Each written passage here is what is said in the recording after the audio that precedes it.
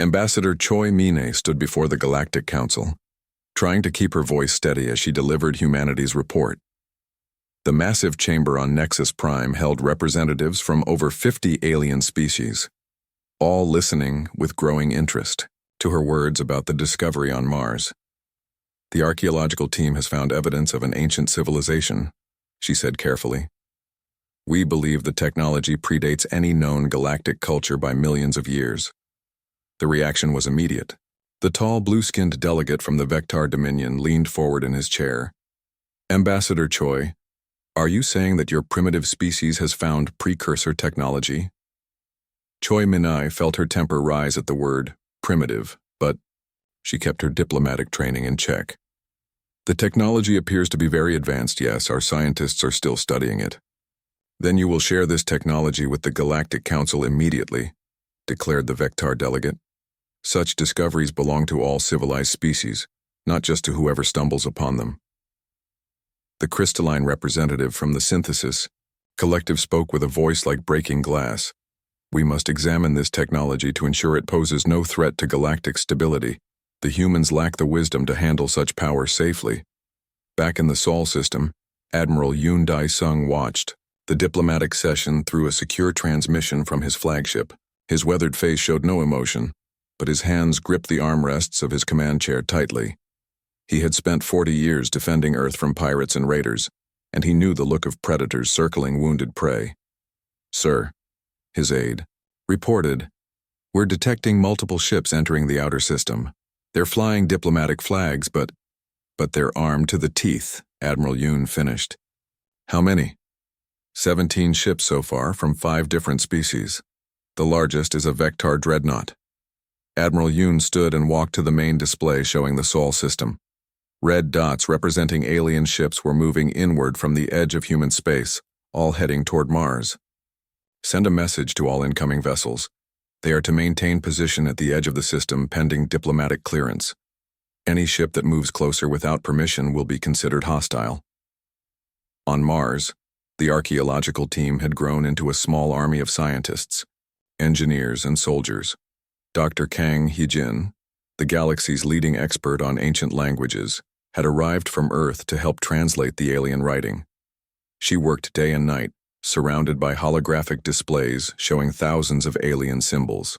The language is incredibly complex, she explained to Kim Tae-ho during one of their brief breaks. But I'm starting to see patterns. This technology wasn't just built by one species. The writing shows influences from dozens of different cultures, like they were all working together on something. Working together to build what? Kim Tae-ho asked. That's what worries me, Kang Hye-jin replied. Many of the symbols I can translate refer to war, destruction, and something called the hunger that devours stars. Whatever they built this to fight, it scared them badly. Park Jin-woo had made his own disturbing discoveries in the engineering sections. He had found manufacturing facilities that could build starships, weapons that could crack planets, and power systems that drew energy from dimensions beyond normal space. But the most frightening discovery was that the alien base wasn't just on Mars. Captain Lee, he called over the radio. You need to see this. Captain Lee So-min found him in front of a massive holographic display showing the solar system. But instead of showing just the base on Mars, the display revealed similar installations on dozens of asteroids, hidden bases on the moons of Jupiter and Saturn, and what looked like weapon platforms scattered throughout human space. They're everywhere, Park Jin-woo said quietly. This entire solar system is one giant fortress. It always has been. We just never knew it. Are they active? Captain Lee So-min asked. Some of them are starting to wake up just like this one. It's like our presence triggered some kind of automatic activation sequence. The political situation continued to worsen as more alien ships arrived in human space. The hegemony of Zelak sent a battle fleet under the command of war leader Thakmor, who demanded immediate access to all human archaeological sites. The Peaceful Traders Union sent their own ships, hoping to negotiate for technology sharing agreements. Even the mysterious Shadow Imperium sent silent black ships that lurked at the edge of sensor range. Colonel Bae Soo-ho led Earth's special forces in a desperate game of hide and seek, protecting dig sites throughout the solar system. from alien research teams that looked suspiciously like military reconnaissance units. His soldiers used guerrilla tactics, hit-and-run attacks, and pure determination to keep the aliens from gaining access to humanity's discoveries. "They're testing us," he reported to Earth Command. "Every day they push a little further, try a little harder to get past our defenses. They want to see how far they can go before we fight back." Dr. Kang Hyejin's translation work finally yielded a breakthrough when she discovered what appeared to be a user manual for the alien systems. The text was written in a mixture of scientific notation and poetic verse, but the message was clear. The installations were designed to defend against something called the Devourers. According to this, she explained to the assembled team leaders, the Devourers were a species that consumed entire star systems, converting all matter into extensions of their hive mind. The precursor civilizations built these weapon systems as a last desperate defense. "What happened to the Devourers?" asked Captain Lee So-min. "The text isn't clear, but it seems like the precursors succeeded in driving them away, at least temporarily. But there are warnings here about their eventual return." Park Jin-woo looked up from his engineering reports. "That would explain the automatic activation. The systems are designed to wake up when the Devourers come back. But if that's true," Kim Tae-ho said slowly, "then why are they waking up now?" The question hung in the air like a death sentence. If the alien weapons were activating, it could only mean one thing. Somewhere in the darkness between the stars, the Devourers were returning. Meanwhile, the political crisis in human space reached a boiling point when the Vectar Dominion issued an ultimatum. Ambassador Choi Min-ae received the message while she was still on Nexus Prime, trying to negotiate a peaceful resolution to the growing tension. "The Galactic Council has decided," the Vectar delegate announced. "Humanity has 48 hours to grant full access to all precursor sites, or we will take action to secure these dangerous technologies ourselves." Choi Min-ae stood up slowly, her diplomatic training warring with her human pride. "With respect, Counselor, the sites are in human space and were discovered by human scientists. We will share our findings through proper diplomatic channels, but we will not be bullied into surrendering our sovereign rights." "Your species has no sovereign rights," the Vectar replied coldly. "You are a primitive culture that stumbled upon technology you cannot understand. The mature species of this galaxy have a responsibility to protect the universe from your incompetence." "Then I guess we'll have to prove you wrong," Choi Min-ae said calmly, though her heart was racing. She knew her words might have just started a war. Back in the Sol system, Admiral Yoon Dae-sung received word of the ultimatum and began preparing his defenses. His fleet was outnumbered 20-1, but he had something the aliens didn't know about. The ancient weapon systems were responding to human commands, recognizing them as the legitimate inheritors of the precursor technology. "All ships, battle, stations," he ordered. "If they want to fight, let's show them what humans can do when we're defending our home." The countdown to war had begun, and somewhere in the depths of space, ancient powers were stirring to life once more. The hegemony of Zelak made the first move. War leader Thakmor's massive battle fleet dropped out of hyperspace at the edge of the Sol system, their weapon systems already charging for combat. The alien commander had grown tired of human delays and diplomatic games. "This is war leader Thakmor to the primitive humans," his message boomed across all communication channels. "You have ignored the wisdom of your betters for too long. Surrender the ancient weapons immediately, or we will take them by force." President Moon Jae-in sat in the emergency command bunker beneath Seoul, watching the alien fleet approach on the main display. His advisors argued around him about negotiation and surrender, but he had already made his decision. Humanity would not bow to alien threats no matter the odds. "Send a message to all our forces," he ordered. "We stand and fight. No matter what happens, we do not give up our world to anyone." On Mars, Park Jin-woo and his engineering team worked frantically to understand the alien control systems. They had discovered that the weapons responded to human thought patterns in a way they couldn't fully explain. Dr. Nam Yoo-jin, a specialist in artificial intelligence, had been studying the strange connection between human minds and the ancient technology. "It's like the machines are alive," she explained to Major Han Seong-ho, who had been chosen to attempt the first human interface with the weapons. They're not just computers. They think, they feel, they make decisions. And for some reason, they want to work with us. Major Han Seong-ho was a veteran pilot with over 200 combat missions under his belt. He had volunteered for the dangerous job of linking his mind to the alien systems, knowing that the process might kill him or drive him insane. But with an alien fleet approaching Earth, someone had to take the risk. "What do I need to do?" he asked, looking at the strange helmet covered in alien symbols that Dr. Nam Yu-jin had prepared for him. "Just relax and let the machine read your thoughts. Don't fight the connection, but don't let it take complete control either. You need to stay human while becoming something more." Han Seong-ho put on the helmet and immediately felt a rush of information flooding into his mind. He could suddenly see through sensors scattered throughout the solar system. He could feel the power flowing through weapons that had slept for millions of years. And he could sense something vast and ancient stirring in the depths of Mars.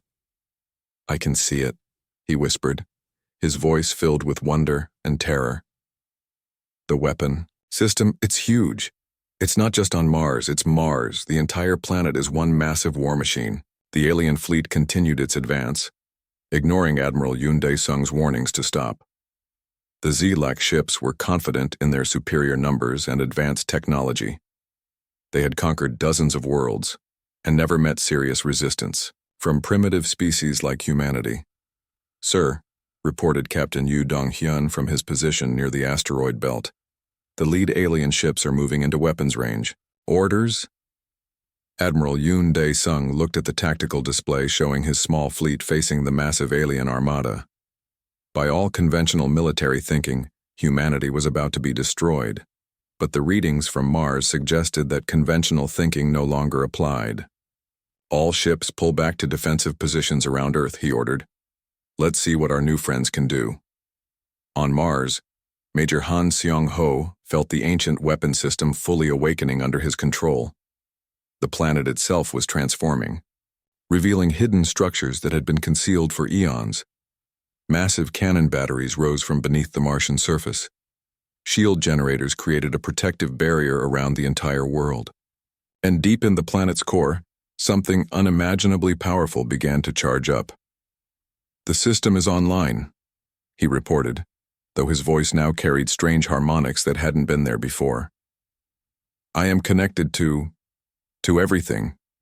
I can see the enemy fleet. I can feel their intentions. They mean to enslave us." Fleet Admiral Song Mi-young, commanding Earth's orbital defenses, watched in amazement as Mars began to glow with energy. The red planet was transforming into something that belonged in humanity's wildest science fiction dreams, not in reality. "All stations report ready," she told Admiral Yoon Dae-sung. "Whatever's about to happen, we're as prepared as we can be." The first Zilak ships to enter the inner solar system were 3 heavy cruisers, each one larger than any ship humanity had ever built. They moved with the arrogant confidence of predators approaching helpless prey, their captain expecting the humans to surrender at the last moment. They were wrong. The weapon system that had been designated Aegis fired its first shot in millions of years. The beam of energy that erupted from Mars was visible to the naked eye from Earth. A lance of blue-white light that crossed the solar system in seconds. Where it touched the first Zilak cruiser, the massive warship simply ceased to exist, converted to energy in a process too fast for sensors to record. The other 2 cruisers tried to turn and run, but Aegis fired again and again. Within 30 seconds, all 3 alien ships had been reduced to expanding clouds of superheated gas.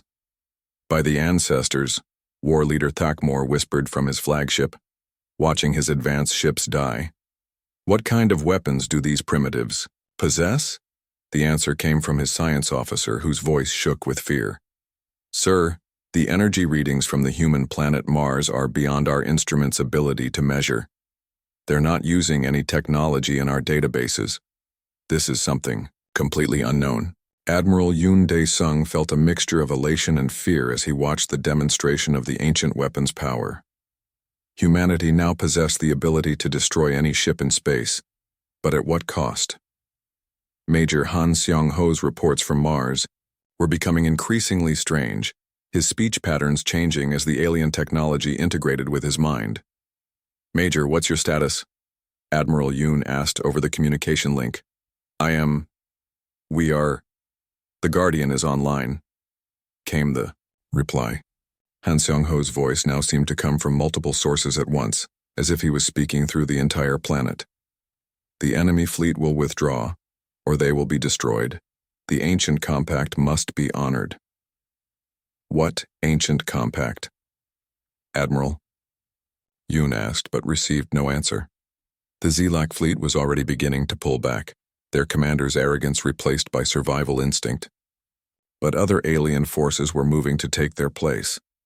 The Vectar Dominion's dreadnought advanced slowly, its commander hoping that their more advanced shields could protect them from the human weapons. Dr. Kang Hyejin had made another breakthrough in her translation work. She found references to something called the selection, a process by which the ancient weapons chose their operators. According to the texts, only species that passed certain tests could gain full control of the precursor technology. "It's not just about being smart or strong," she explained to Kim Tae-ho. "The machines are looking for something else, some quality that the original builders thought was important for fighting the Devourers." "What quality?" Kim Tae-ho asked. "I'm still working on the translation, but I think it has to do with the will to sacrifice everything to protect others. The machines don't just want operators, they want guardians."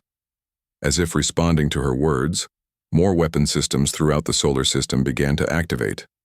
Ancient platforms hidden in the asteroid belt powered up their generators. Defensive networks around Earth's moon came online, and on the moons of Jupiter and Saturn, massive shipyards that had been dormant for millennia began construction protocols. Park Jin-woo watched the readouts with growing excitement and concern. "We're not just activating individual weapons, we're waking up an entire military infrastructure. This solar system was designed to be an impregnable fortress." "Against what?" Captain Lee Soman asked. "Against something that required the combined effort of multiple galactic civilizations to fight," Park Jin-woo replied grimly. "Something that scared them so badly they built all this and then hid it, hoping their descendants would be worthy to use it when the time came." The Vectar dreadnought reached weapons range and opened fire, launching a barrage of plasma bolts and antimatter missiles at Mars. The alien commander was confident that no primitive world could stand against the full power of Dominion military technology. The Aegis defense system proved him wrong. The planet's shields absorbed the attack without even flickering, and the return fire was swift and decisive. The massive Vectar warship, pride of their fleet and symbol of their dominance, exploded in a ball of fire that could be seen from Earth. "Attention all alien vessels," Major Han Seong-ho's transformed voice echoed across space.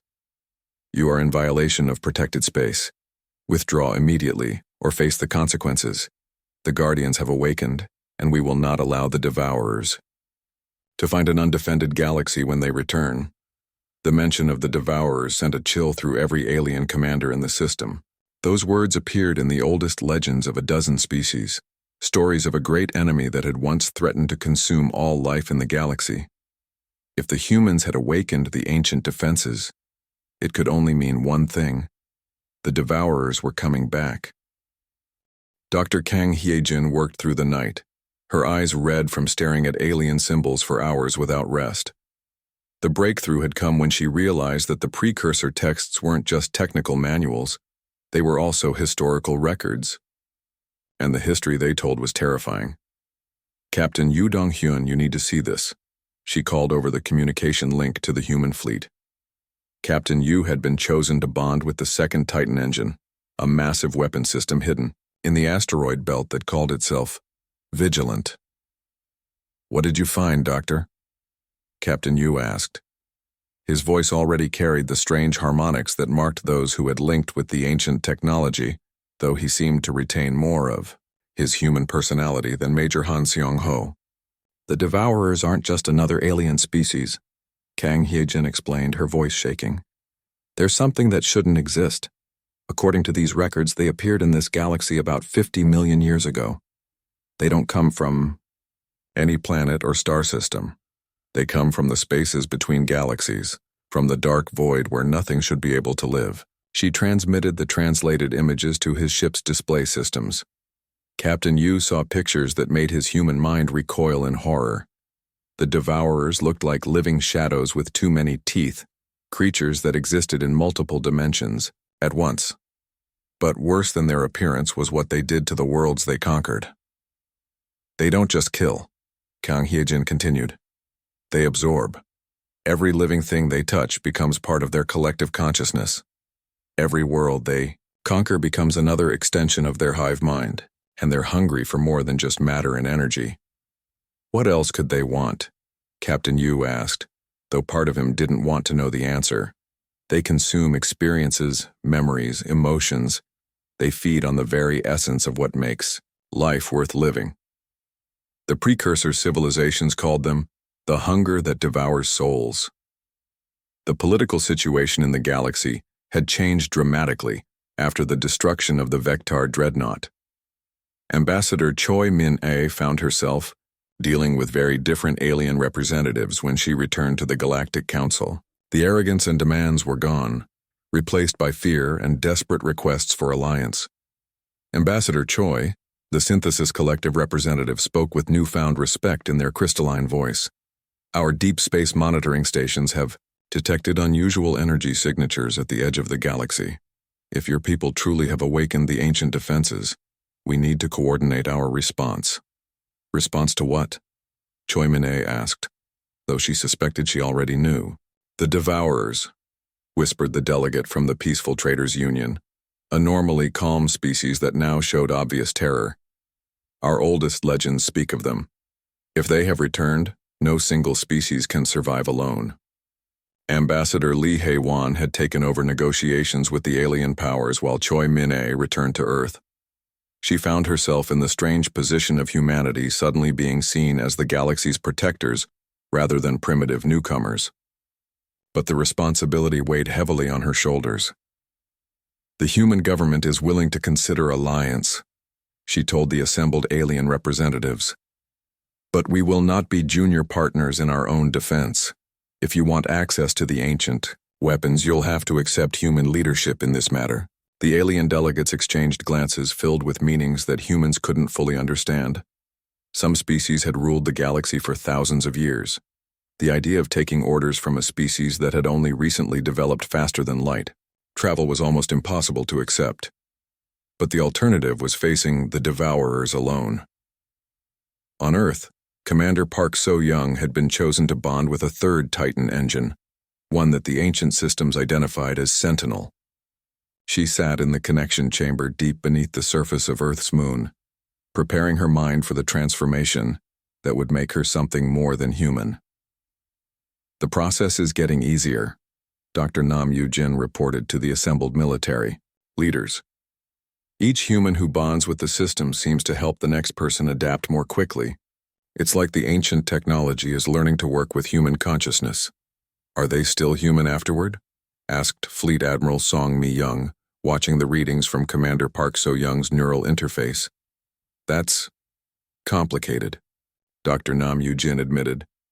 They retain their memories, their personalities, their core sense of self, but they're also connected to something vast and ancient. They see reality differently now. They understand things about the universe that the rest of us can't even imagine. Commander Park So-young felt the Sentinel system awakening around her and through her. The moon itself was transforming, revealing hidden structures that had been waiting for millions of years. Weapon batteries, shield generators, manufacturing facilities, all coming online under her control. But more than that, she could suddenly sense things happening throughout the galaxy. She felt the Titan engines on Mars and in the asteroid belt like extensions of her own body. She could perceive the movement of every ship within hundreds of light years.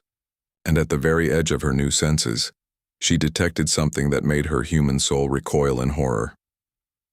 "They're coming," she whispered, her voice carrying across every communication channel connected to the Titan engine network. "The Devourers have entered our galaxy. I can feel them, consuming everything in their path." The news spread quickly through human space and beyond. Deep space monitoring stations confirmed what Commander Park So-young had sensed. Entire star systems at the galaxy's edge were going dark, their light and energy being absorbed by something that defied all known laws of physics. Captain Yu Donghyun was the first to engage the enemy directly. His ship, now more of a mobile fortress than any human vessel, detected a Devourer scout fleet probing the outer regions of human space. The encounter would determine whether the ancient weapons were truly capable of stopping the enemy they were built to fight. "This is Captain Yu to all Titan engine commanders," he broadcast as his sensors locked onto the approaching enemy ships. "I'm going in. Whatever happens, remember that we're not just fighting for humanity anymore. We're fighting for every living thing in this galaxy." The Devourer ships looked wrong in ways that hurt to see. They seemed to exist in multiple dimensions, at once their shapes shifting and flowing like liquid shadow. They moved through space without any visible means of propulsion, leaving trails of absolute darkness behind them. Captain Yu felt the vigilant system analyzing the enemy, drawing on combat algorithms that had been perfected through millions of years of warfare. The ancient weapons had fought these creatures before and remembered their weaknesses. The battle was brief but intense. The Devourer ships launched attacks that existed on multiple levels of reality, trying to consume not just Captain Yu's ship but his mind and soul as well. But the Titan engine's defenses were designed specifically for this kind of warfare. They created barriers that existed in all dimensions simultaneously, protecting their human operator from the enemy's hunger. Captain Yu's return attack was devastating. The Vigilance weapons didn't just destroy the Devourer ships. They unraveled them across multiple dimensions, sending them back to the dark void between galaxies where they belonged. But the victory came at a cost. The battle had left Captain Yu drained and changed, his connection to the Titan engine deeper than ever before. "Report," Admiral Yoon Dae-sung requested when Captain Yu returned to human space. "The ancient weapons work," Captain Yu replied, his voice now carrying harmonics that seemed to come from the spaces between stars. "But the Devourers are stronger than they were before. They've learned new tricks during their time in the void. This war won't be won easily." Throughout human space, more Titan engines were coming online as humanity's greatest pilots and commanders volunteered for the bonding process. Each new connection revealed more of the galaxy-spanning weapon network that the precursor civilizations had built. Entire star systems that seemed empty turned out to contain hidden fortresses. Asteroid fields revealed themselves to be camouflaged shipyards. And everywhere, ancient artificial intelligences awakened to prepare for the war that was coming. But the most disturbing discovery came from Dr. Kang Hye-jin's continued translation work. She found records suggesting that this wasn't the first time the Devourers had returned. They came back every few million years, drawn by the expansion of life and civilization in the galaxy. And each time, they were stronger than before. "The precursor civilizations didn't defeat the Devourers," she explained to the assembled human leadership. "They just drove them away temporarily, made the galaxy too difficult to consume, so the Devourers went to find easier prey in other galaxies. But they always come back. How do we stop them permanently?" President Moon Jae-in asked. "I don't know if we can," Kang Hye-jin admitted. "But the ancient records suggest there might be a way, something called the Final Protocol. But the texts are incomplete and what I can read is disturbing." As if responding to her words, new sections of the ancient database began opening to human researchers. But each new revelation brought more questions than answers. The Final Protocol appeared to require a sacrifice of unimaginable magnitude. Dr. Kim Tae-ho wiped the red dust from his goggles and stared at the massive metal structure buried deep in the Martian rock. 3 months of digging had brought his team to this moment, but nothing could have prepared him for what lay before them. The smooth dark surface stretched further than his lights could reach, disappearing into the shadows of the excavation site. "This can't be natural," whispered Dr. Park Sora, his assistant. She ran her gloved hand along the metal surface, feeling the strange patterns carved into its surface. "These markings, they look like writing, but not from any Earth language I know." Kim Tae-ho nodded slowly. As one of Earth's best experts on ancient civilizations, he had seen many mysterious artifacts, but this was different. The metal felt warm to the touch even through his thick gloves. More strange was how his instruments showed the structure continued deep underground, possibly for kilometers. "Get Captain Lee Soman on the radio," he told his communications officer. "She needs to see this." Captain Lee Soman arrived at the dig site 3 hours later, with a small team of soldiers from the Terran Defense Force. She was a practical woman who didn't believe in mysteries, but even she stopped short when she saw the buried structure. "How big is this thing?" she asked, studying the metal wall that rose up from the excavation floor. "We don't know yet," Kim Tae-ho replied. "Our ground sensors show it goes down at least 2 kilometers, maybe more. But that's not the strangest part." He led her to a control panel his team had uncovered near what looked like a doorway. The panel was covered in the same strange symbols they had found elsewhere, but some of them seemed to glow with a faint blue light. "The power source is still active after who knows how many years," Kim Tae-ho explained. "Whatever civilization built this had technology far beyond ours." Captain Lee Soman studied the glowing symbols with growing concern. As a military officer, she understood the importance of advanced technology, especially if it fell into the wrong hands. "Have you told anyone else about this discovery?" "Only my team and now you," Kim Tae-ho assured her. "We followed protocol and reported to Earth Command first." "Good. Keep it that way for now." She turned to her sergeant. "Set up a security perimeter around this site. No one gets in without my permission." Back on Earth, news of the discovery reached the highest levels of government within hours. President Moon Jae-in sat in his office reading the classified report with growing amazement. The implications were staggering. If humans had found evidence of an advanced alien civilization, it would change everything about Earth's place in the galaxy. "Get me Admiral Yoon Dae-sung," he told his aide, "and set up a secure video call with the Mars team." Meanwhile, back on Mars, engineer Park Jin-woo had arrived with a team of specialists to study the alien technology. Unlike the archaeologists, his job was to figure out how the strange machines worked. He set up his equipment near the glowing control panel and began running detailed scans. "The energy readings are incredible," he told Kim Tae-ho. "This power source puts out more energy than our best nuclear reactors, but I can't detect any radiation. It's like they found a way to create unlimited clean power." Dr. Park Sora had been working on translating the alien symbols. She had found patterns in the writing that suggested it might be some kind of instruction manual. "I think this panel might be some kind of activation system," she said. "These symbols here keep repeating and they're always near what look like warning signs." "Warning signs?" Captain Lee So-min asked sharply. "Warnings about what?" "I'm not sure yet, but some of these symbols show up in contexts that suggest danger or caution in human writing systems." Park Jin-woo looked up from his instruments. "Captain, I'm getting some unusual readings from deeper in the structure. It's almost like there are more active systems further down. Much bigger systems." The team spent the next few days carefully exploring the buried structure.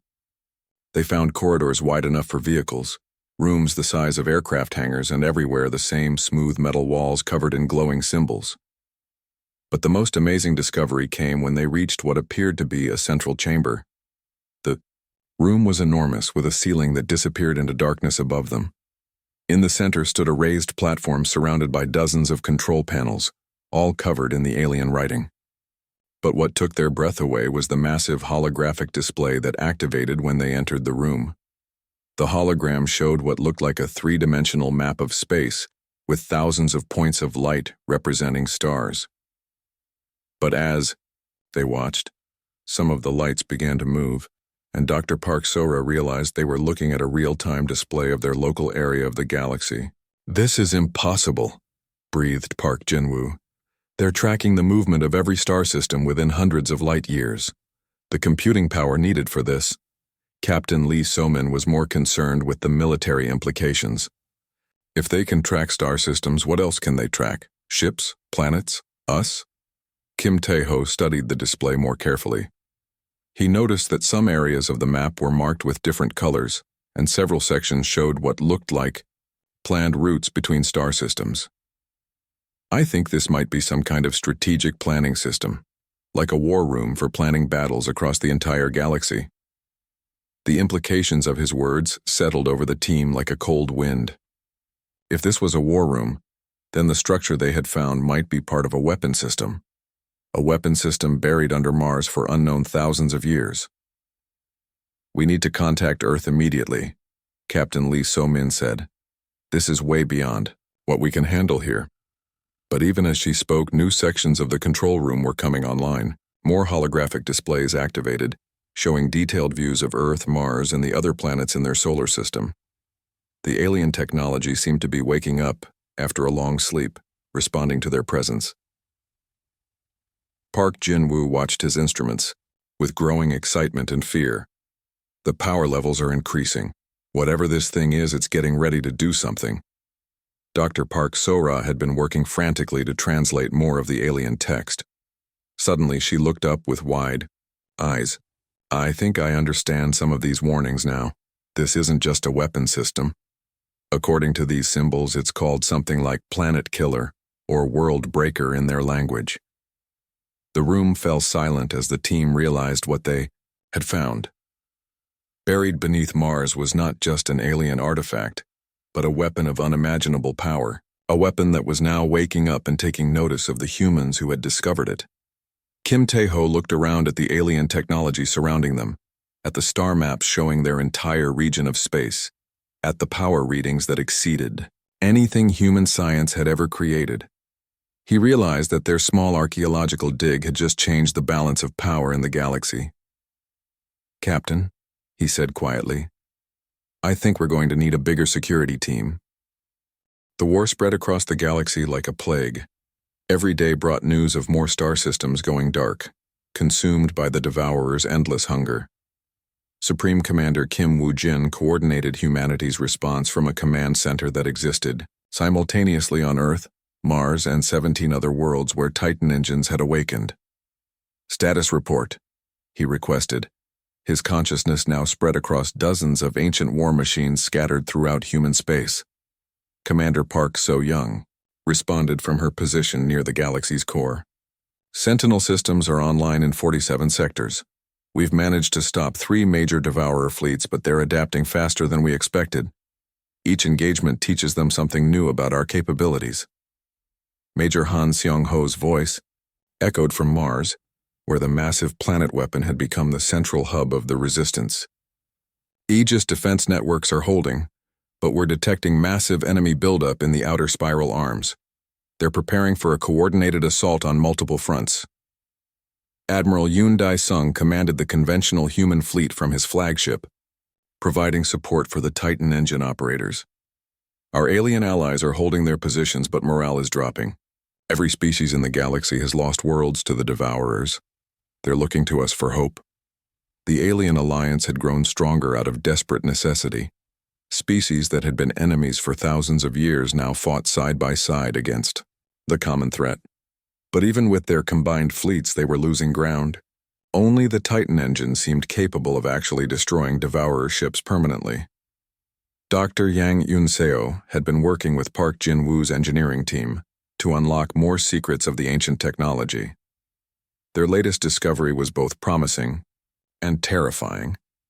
The Titan engines could be linked together in a network that would amplify their power exponentially, but the process required a human consciousness to serve as the central coordinating node. The good news is that a networked system would be powerful enough to cleanse entire sectors of Devourer infestation, Dr. Yang explained to the assembled military leaders. The bad news is that the central coordinator would have to maintain conscious control over potentially hundreds of Titan engines simultaneously. What would that do to the person? President Moon Jae-in asked, though he already suspected the answer. "We don't know," Dr. Yang admitted. "The precursor records suggest it's possible, but they also indicate that the coordinator would be changed. Beyond recognition. They might not be human anymore when the process is complete." Admiral Shin Byung-gyu had been following the conversation from his command ship near Jupiter's moons. At 63 years old, he was one of humanity's most experienced military leaders, a veteran of dozens of battles who had never known defeat. He had also never married, never had children, never formed the kinds of personal connections that would make the sacrifice unbearable. "I'll do it," he said quietly, Admiral, you don't understand what you're volunteering for. Dr. Nam Yu-jin protested over the communication link. Based on what happened to the other Titan engine operators, you might lose everything that makes you human. I understand perfectly, Admiral Shin replied. I've spent my entire life preparing to defend humanity. If this is how I can best serve that purpose, then this is what I'll do. The process took 3 days to prepare. Dr. Yang Yun-seo and her team had to modify the connection systems to handle the massive data flows that would be required. Meanwhile, every available Titan engine in human space was repositioned to optimize the network connections. Captain Yu Dong-hyun brought the Vigilant to Earth's orbit for the final preparations. His connection to the ancient technology had grown so deep that he barely seemed human anymore, but he retained enough of his original personality to feel concern for his superior officer. Admiral, are you sure about this? He asked. Once the connection is established, there won't be any way to reverse it. Admiral Shin Byung-gyu looked out at the stars through his ship's viewport, knowing it might be the last time he saw them with purely human eyes. Captain, I've been fighting battles for 40 years, but I've never had the chance to win a war, permanently. If this network can stop the Devourers from ever returning, then it's worth any price. The Devourers chose that moment to launch their final assault. Massive fleets emerged from the dark spaces between dimensions, appearing simultaneously in dozens of star systems throughout the galaxy. Their strategy was clear: overwhelm the defenses with sheer numbers and consume everything before the Titan engines could coordinate an effective response. All stations, battle alert. Supreme Commander Kim Woo-jin ordered. This is what we've been preparing for. Every ship, every weapon, everything we have goes into this fight. The battles raged across hundreds of star systems as alien and human fleets fought desperately against an enemy that seemed to exist in too many places at once. The Devourers had learned from their previous defeats, adapting their tactics to counter the Titan engine weapons, but humanity had been adapting too. Admiral Shin Byung-gyu entered the connection chamber as space battles exploded around Earth's orbital defenses. Dr. Nam Yu-jin monitored his vital signs while Dr. Yang Yun-seo prepared to initialize the network protocols. Admiral, once we begin, there's no stopping, Dr. Yang warned. The process will either succeed completely or kill you. There's no middle ground. Then let's make sure it succeeds, Admiral Shin replied, settling into the connection interface that would either save the galaxy or destroy his mind. The network activation began slowly, connecting Admiral Shin's consciousness to first one Titan engine, then another, then dozens more in rapid succession. His awareness expanded beyond anything human minds were designed to handle, stretching across light years of space to encompass weapons that could crack planets and shields that could protect entire solar systems. Commander Oh Tae-kyung watched, from his position commanding humanity's newest Titan engine, a massive fortress built into an asteroid near the galaxy's core. He felt the network connections stabilizing as Admiral Shin's transformed consciousness reached out to coordinate their actions. I can feel him, Commander O reported. Admiral Shin is still in there, but he's become something more. He's like the galaxy's nervous system, connecting all of us together. The networked Titan engines struck back at the Devourers with coordinated precision that no individual commander could have achieved. Beams of energy that could punch through dimensions themselves lanced out across the galaxy, targeting enemy fleets with perfect accuracy. Defense fields that spanned multiple star systems activated simultaneously, protecting billions of lives from the enemy's hunger. But the most impressive feat was yet to come. Dr. Lim Min-jun, monitoring the battle from Earth's command center, watched in amazement as Admiral Shin's networked consciousness began to push the Devourers back, not just physically, but dimensionally. He's sealing the dimensional rifts, Dr. Lim reported with growing excitement. The Admiral isn't just destroying the Devourer ships, he's closing the pathways they use to enter our reality from the void between galaxies. The final battle took place at the galaxy's core, where the Devourers had attempted to consume the supermassive black hole that anchored all the spiral arms. If they succeeded, the entire galaxy would collapse into chaos, making it impossible for any organized resistance to survive. Admiral Shin Byung-gyu, His consciousness now spread across hundreds of Titan engines, coordinated a simultaneous strike from every direction at once. The ancient weapons, built by civilizations that had fought this war before, poured their accumulated power into a focused assault on the enemy's main force. The battle lasted only minutes in real time, but the effects rippled across multiple dimensions. When it was over, the Devourers were gone, not just defeated but banished back to the dark void between galaxies with the pathways sealed behind them. But the victory came at a cost. "Admiral," Dr. Nam Yu-jin called over the communication links. "Admiral Shin, please respond." The voice that answered was barely recognizable as human. "I am here, Doctor. Or rather, we are here. The network is permanent now. We cannot return to what we were before." Admiral Shin Byung-gyu had become something new, a consciousness that existed across hundreds of worlds simultaneously, permanently bonded with the ancient Guardian systems. He was no longer just human, but he wasn't entirely machine either. He had become what the galaxy needed, a permanent protector against threats that existed beyond normal space and time. The aftermath of the war saw humanity transformed from galactic newcomers to the acknowledged guardians of civilized space.